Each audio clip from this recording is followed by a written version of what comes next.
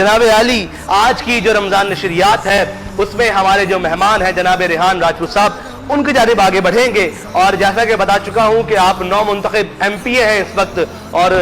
صوبائی اسمبلی کا سندھ اسمبلی کا حصہ بنے ہوئے ہیں پاکستان تحریک انصاف سے حیدرآباد کے، اور یہ میرے خیال میں پہلی مرتبہ ہے کہ کوئی پاکستان تحریک انصاف کا منتخب نمائندہ جو ہے وہ حیدرآباد سے صوبائی اسمبلی کا حصہ بنا ہو۔ تو ریحان بھائی سب سے پہلے تو آپ کو مبارکباد، اور دوسری بات یہ مجھے بتائیے گا کہ شہر حیدرآباد سے نمائندگی کرتے ہوئے اسمبلی تک جانا، یہ جو الیکشن کا سفر تھا یہ کیسا گزرا؟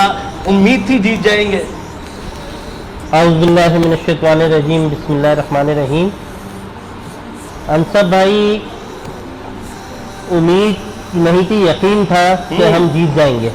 اور خالی میں ہی نہیں سب لوگ جیتیں گے حیدرآباد سے الحمدللہ۔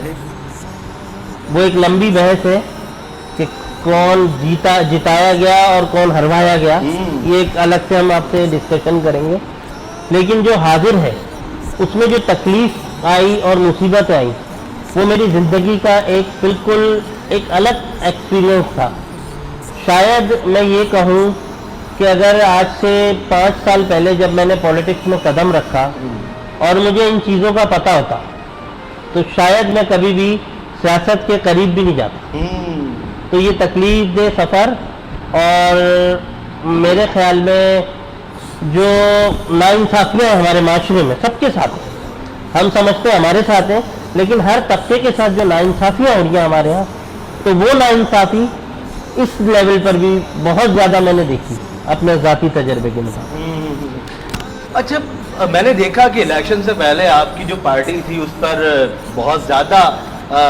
پابندیاں لگائی گئی ایک طرح سے، مطلب پارٹی پھر دوسرا انتخابی نشان کا نہ ہونا، اس کے باوجود بھی شہر حیدرآباد سے 40,000 کی لیڈ لینا، مطلب اتنی کمپین آپ نے کی تھی؟ دیکھیں، کیمپین ہم نے تو کی تھی، لیکن جو ہمارے لیڈر ہیں جناب عمران خان صاحب، پورا پاکستان ابھی ان کے پیچھے، 90% جو پاکستانی ہے اگر آپ ان سے پوچھیں گے نیوٹرل وے میں تو وہ یہی کہیں گے کہ آپ کس کو ووٹ دیں گے۔ یا تو ایک انسان کہے گا کہ میں نے ووٹ ڈالنا ہی نہیں ہے، وہ ایک کیٹیگری ہے نا خاص، تو وہ کہتی ہے کہ ہم نے ووٹ ڈالنا ہی نہیں ہے۔ ان کا سیاست، پاکستانی جمہوریت، پاکستانی سیاست سے بالکل مطلب وہ مایوس ہے، ایمان اڑ گیا ہے۔ لیکن جو سیاست سے جو بھی کنیکٹڈ ہے جتنا بھی، آپ ان میں سے اگر 100 لوگوں میں سے پوچھیں گے تو 90% لوگ جو ہے آپ کو یہ کہیں گے کہ ہم نے ووٹ خان صاحب کو ڈالنا ہے۔ تو اس صورتحال میں جھوٹ بالکل نہیں کہوں گا اس میں کہ کیمپین بالکل کی۔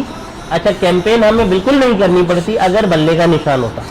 تو کیمپین ہمیں اس وجہ سے کرنی پڑی کہ ہمیں آلو، بیگن، بیلن، لیپ ٹاپ، بھیڑ، بکری، مطلب جو چیز نہیں ہوتی اس کا نشان دیا گیا۔ تو لوگوں کو یاد کرانے کے لیے ہمیں ایک اچھے لیول پہ کیمپین کی ضرورت تھی، لیکن ماشاءاللہ اس دفعہ جو پاکستانی قوم میں شعور آیا وہ دیکھنے سے تعلق رکھتا تھا